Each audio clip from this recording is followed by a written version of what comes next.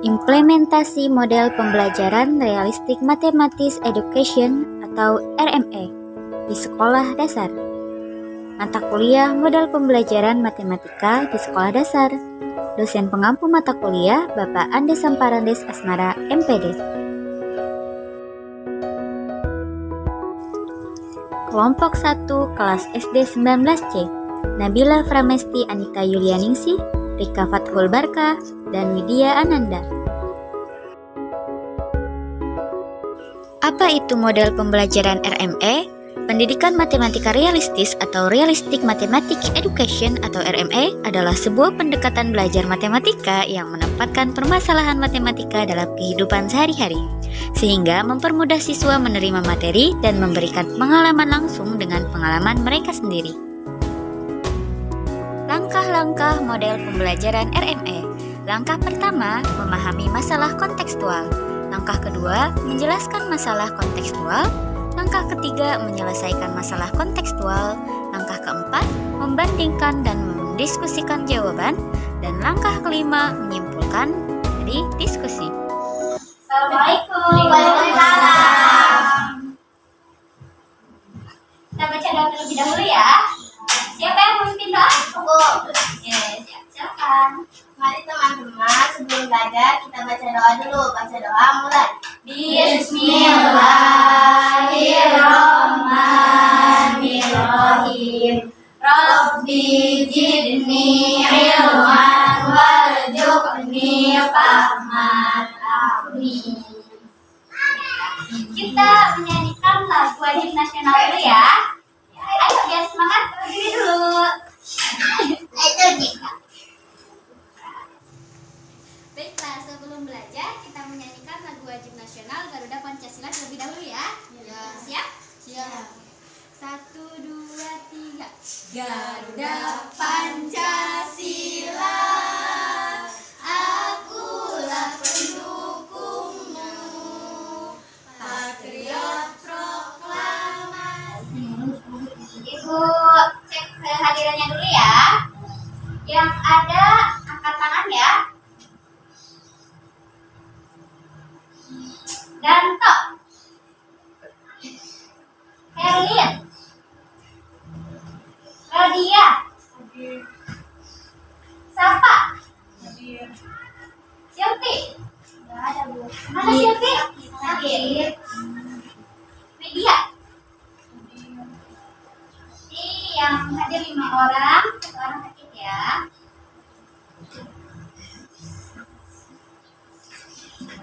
Oke, sebelum mulai belajar kita cek semangat dulu ya.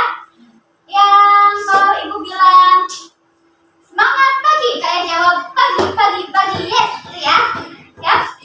Semangat pagi, Pagi, pagi, pagi, yes. kurang semangat, semangat pagi. Pagi, pagi, pagi, yes. Apa kabar hari ini? Baik. Oke, Pak. Sudah? Hari ini kita akan belajar apa? Aproksimasi, yaitu tentang pembulatan hasil pengukuran panjang dan berat kesatuan terdekat. Oke. Nah, kompetensi dasar dan tujuan pembelajaran. Kompetensi dasar. Yang 3.7, menjelaskan dan melakukan pembulatan hasil pengukuran panjang dan berat kesatuan terdekat. Indikatornya 3.7.1, menentukan pembulatan hasil pengukuran panjang dan berat kesatuan terdekat. Nah, untuk 4.7-nya menyelesaikan masalah pembulatan hasil pengukuran panjang dan berat kesatuan terdekat. 4.7.1, menyelesaikan masalah pembulatan hasil pengukuran panjang dan berat kesatuan terdekat. Nah, kemudian tujuan selanjutnya, tujuan pembelajaran. Tujuan pembelajaran yang pertama, melalui penyampaian materi dan pemberian tugas, siswa dapat menentukan pembulatan hasil pengukuran panjang dan berat kesatuan terdekat dengan benar. Yang kedua, melalui pemberian tugas, siswa dapat menyelesaikan masalah pembulatan hasil pengukuran panjang dan berat kesatuan terdekat dengan percaya diri. 1, 2, 3. aproksimasi. Nah, di sini anak-anak, siapa yang tahu apa itu aproksimasi? Ada yang tahu nggak? Tuh, teh pulang enggak? Tahu gitu pasti Belum tahu Bu, nah belum tahu nggak tahu nanti Nah, nggak sekarang tahu ibu jelaskan ya. Gitu. ya kalau nggak tahu bilang aja ada apa yang ada suara Belum tahu. bahasa gitu ya. Siap siap. 1, 2, 3. Aproksimasi. Nah, di sini anak-anak ada yang tahu tidak apa itu aproksimasi? Tidak Tahu tahu. Belum tahu. Oke, sekarang ibu jelaskan ya apa itu aproksimasi. Aproksimasi adalah pendekatan hasil pengukuran. Misalnya pengukuran panjang, pengukuran massa, luas dan waktu dari suatu benda yang diukur. Karena hasil dari suatu pengukuran tidak memberikan ketelitian yang mutlak atau absolut.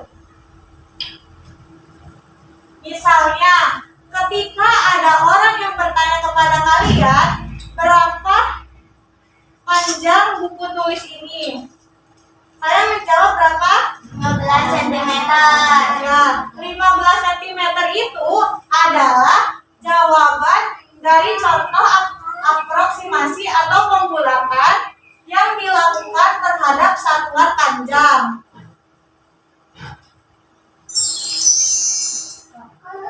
Nah, sekarang satuan pengukuran panjang. Satuan pengukuran panjang itu ada kilometer, hektometer, dekameter, meter, desimeter, sentimeter, dan milimeter. Nah, supaya kalian mengingatnya, bisa dengan kata-kata seperti ini. Kucing, hitam, dalam, mobil, apa sih? Ini itu dalam mobil. Dalam mobil. Oh, Desi, ya. Desi. Dan itu tadi Nggak apa-apa, sini aja ya. Ya, di sini. Satuan pengukuran panjang. Kilometer, hektometer, dekameter, meter, desimeter, sentimeter, dan milimeter. Ya, supaya anak-anak mudah mengingatnya, bisa pakai kata-kata seperti ini ya. Kucing, hitam, dalam, mobil, desi, centil, mondar, mandir. Ya, sekali lagi ya. Kucing, hitam, dalam, mobil, desi, centil, mondar, mandir. Ya, pinter. Nah, sekarang siapa di sini yang tahu alat ukur itu apa aja sih? Penggaris. Penggaris, ya betul. Apalagi? Selain penggaris.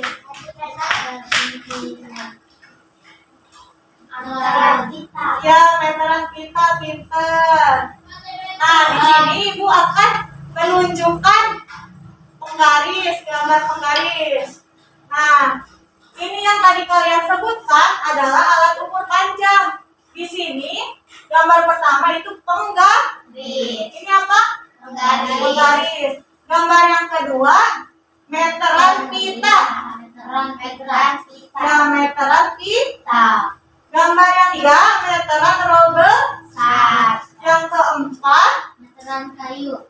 meteran roll kecil. Nih anak-anak, yang Ibu pegang ini merupakan alat ukur panjang, yaitu penggaris. Fungsi penggaris ini untuk mengukur benda-benda yang berbidang datar atau berdimensi kecil. Misalnya gambar ubin bisa diukur menggunakan penggaris. Ya. Selanjutnya alat ukur meteran. Meteran pita digunakan untuk mengukur panjang dan lebar lembaran kain dan sering digunakan oleh penjahit.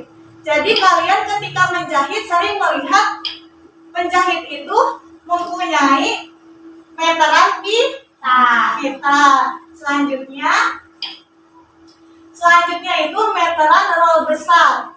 Meteran roll besar biasa digunakan sebagai alat untuk mengukur panjang dan lebar tanah. Biasanya alat ukur meteran roll besar ini digunakan oleh tukang bangunan untuk mengukur lebar tanah, panjang tanah. Jadi ini sering digunakan oleh tukang bangunan. Selanjutnya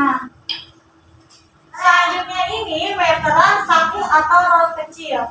Meteran saku atau roll kecil digunakan untuk mengukur bangun atau benda yang panjangnya dari 10 meter.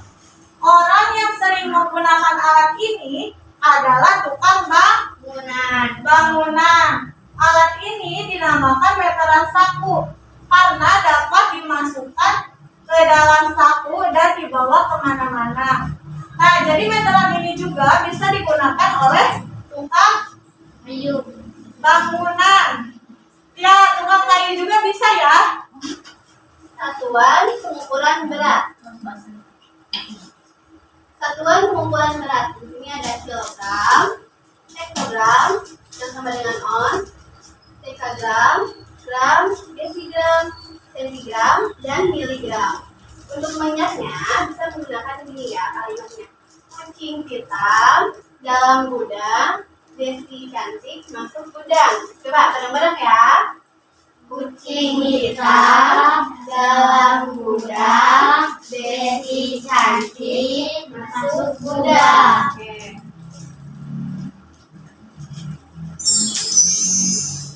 Alat ukur berat. Ada yang tahu nggak alat ukur berat itu apa aja? Timbangan. Ya, betul timbangan. Ada lagi yang tahu? Timbangan berat badan. Ya, betul timbangan berat badan. Nah, ini merupakan gambar timbangan duduk. Nah, di sini ada contohnya. Nah, ini timbangan duduk untuk mengukur gram. Dan ini untuk mengukur kilogram ya. Nah, lanjut. Di sini ada neraca. Kemudian ini ada timbangan berat badan. Ini contohnya ada ini. Ini merupakan timbangan berat badan digital ya.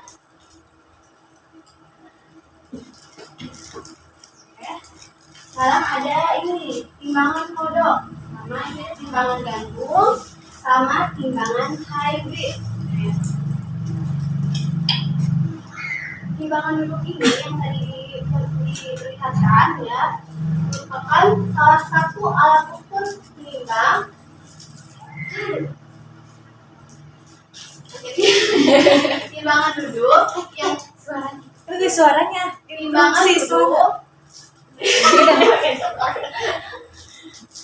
Timbangan duduk yang tadi diperlihatkan ya ini adalah salah satu alat ukur untuk menimbang yang biasanya digunakan oleh para peternak, pedagang, jasa laundry atau koki ya di sini. Nah, ini untuk timbangannya. Ya, ada neraca. Setiap benda memiliki massa, yaitu banyaknya zat yang terkandung di dalamnya. Massa benda dapat diukur menggunakan alat ukur massa yang disebut neraca. Ini neraca ya.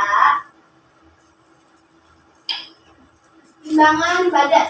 Nah, ini ya timbangan badan ya, dan contohnya sendiri.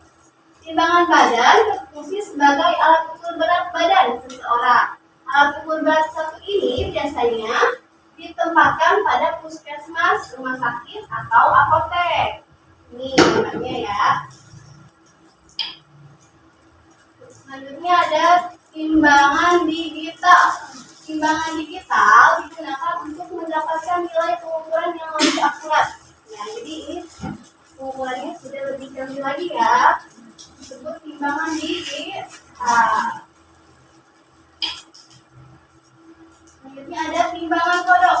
Alat yang biasa digunakan di pasar ini memiliki penggunaan yang masih eksis sampai sekarang. Dalam menggunakan timbangan kodok atau timbangan bebek ini juga dilengkapi dengan anak batu yang terdiri atas berbagai ukuran, yaitu ada 50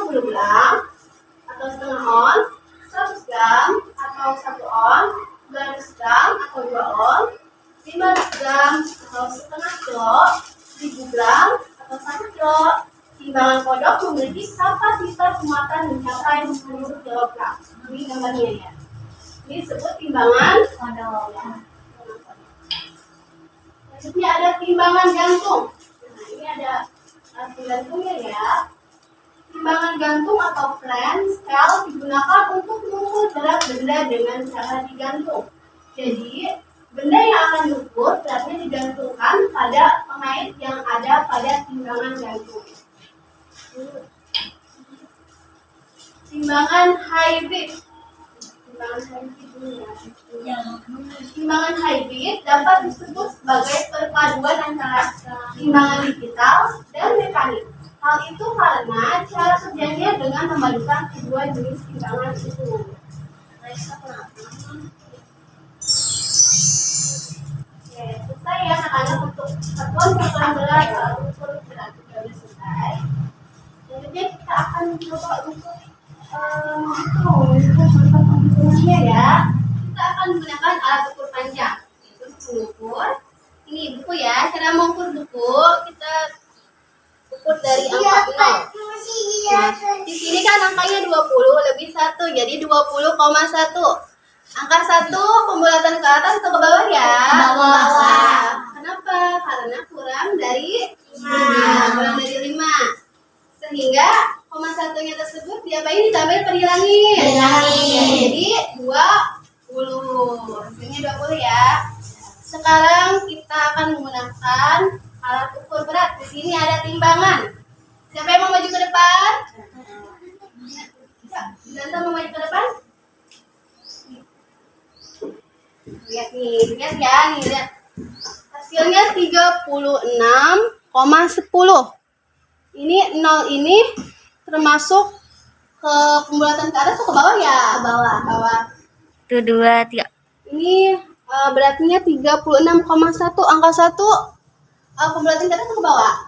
Ke bawah. Ya, jadi dihilangkan ya. Hasilnya 30 apa? 36. Sekarang siapa lagi yang mau ke depan? Siapa namanya? Widya. Widya, oke. Silakan. Coba. Ini berat badannya 49,2. Angka 2, pembulatan ke atas atau ke bawah ya? Ke bawah. Ke bawah, iya ke bawah. Jadi, kalau dibulatin jadi 49. Karena angka 2-nya kurang dari 5. Oke, dah. Sama yang tadi berat Kita menggunakan timbangan duduk. Timbangan duduk merupakan alat ukur berat. Di sini ada pisang. Kita lihat ya. Menunjuk angka berapa? 1,3 kilo. Angka 3 termasuk pembulatan kemana? Ke atas ke bawah? Ke bawah. Ke bawah ya, ke bawah ya. Jadi kalau dibulatin hasilnya berapa? 1,3. Ya, betul 1 ya hasilnya. Oke. Nah, berarti kita akan lanjut ke pembulatan hasil pengukuran panjang dan berat ke satuan terdekat. Pembulatan hasil pengukuran panjang dan berat ke satuan terdekat. Nah, untuk pembulatan hasil pengukuran ada aturannya. Aturan pembulatan satuan terdekat yang pertama ada pembulatan ke bawah. Jika angka di belakang koma kurang dari 5. Nah, kalau kurang dari 5 kemana ya? Ke sini kah atau ke sini angkanya? Kemana? Iya, yang ke sini ya. Kalau kurang dari 5 itu angkanya ke sini. Jadi menurun ya. Nah, jadi angka di belakang koma tersebut dihilangkan. Jadi hilang ya. Terus kemudian aturan yang kedua, pembulatan ke atas. Jika angka di belakang koma lebih dari atau sama dengan 5, maka angka tersebut dihilangkan dan menambahkan satu kesatuannya. Nih, sama dengan 5 berarti ini ya tetap. Kalau lebih dari 5 kemana ya? Ke sana atau ke sini? Ya, ke sini ya. Jadi 5, 6, 7, 8, 9, 10. Oke. Nah, ini cara menghitungnya. Contoh ya. 1. Budi memiliki berat badan 56,4 kilo. Nah, 56,4. Angka 4 ini gimana sih penempatannya? Ini kan, ini kurang dari 5. Tadi berdasarkan aturannya, kalau kurang dari 5 dikurang. Oke. Nah, jadi maka berat Budi dapat dibulatkan menjadi 56. Jadi apa angka dulu Cil? Nah, karena angka di belakang koma kurang dari 5. Yang kedua, Andi memiliki berat badan 40,7 kilo. Nah, 40,7 begini di sini kan ya, lebih dari 5. Maka berat Andi dapat dibulatkan menjadi 41. Kenapa sih 41? Karena berdasarkan aturan pembulatan, kalau angka lebih dari 5 atau sama dengan 5, ditambahkan satu angka di depannya. Oke. Yang ketiga, jarak kota A ke kota B sejauh 120,5 km. Ini, 0,5 ini berarti ada di sini sama dengan di berdasarkan aturan pembulatan.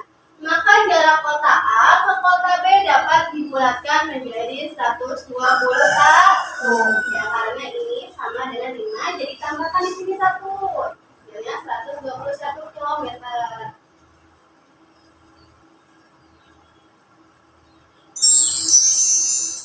Sekarang Ibu akan membagikan soal evaluasi. Untuk mengetahui sejauh mana kalian mengerti materi hari ini. Ini.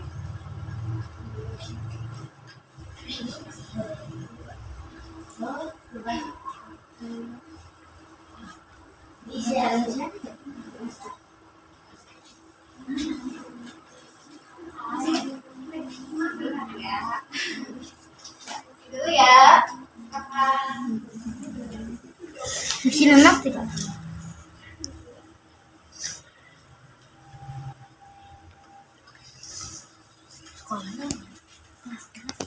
Baiklah, udah selesai isi soalnya? Nah.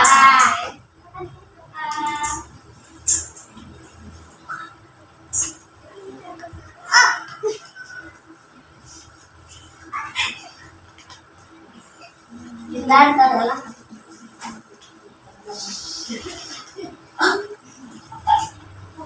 Oke, alhamdulillah. Jadi kesimpulannya, aproksimasi adalah pendekatan hasil pengukuran. Misalnya ada apa aja tadi? Panjang, terus ada masa, luas, ruang waktu dari suatu benda yang diukur. Misalkan tadi kalian sudah mengukur apa aja bendanya? Tadi yang diukur pensil, terus penggaris, yang pakai penggaris alatnya. Ya, alat ukur panjang tadi ada apa aja? Penggaris, terus meteran, alat ukurnya, meter. Ya, terus ada meteran meteran roll besar. Oke. Terus selain alat ukur panjang ada alat ukur berat. Alat ukur berat ada apa saja?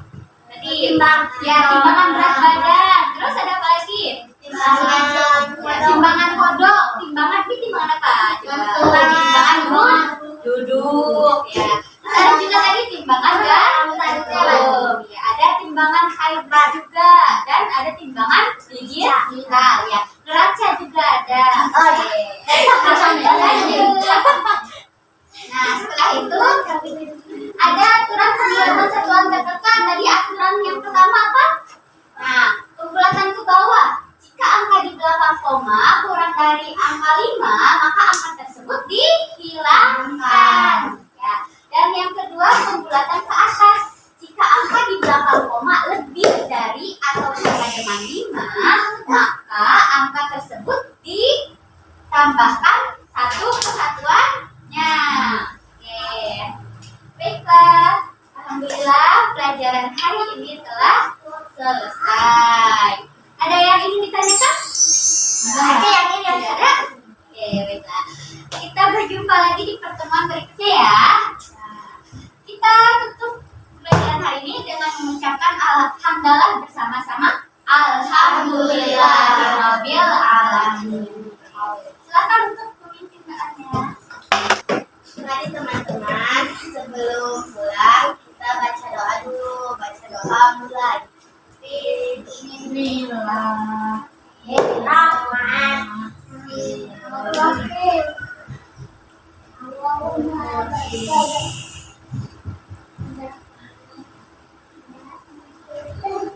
Sudah selesai doa.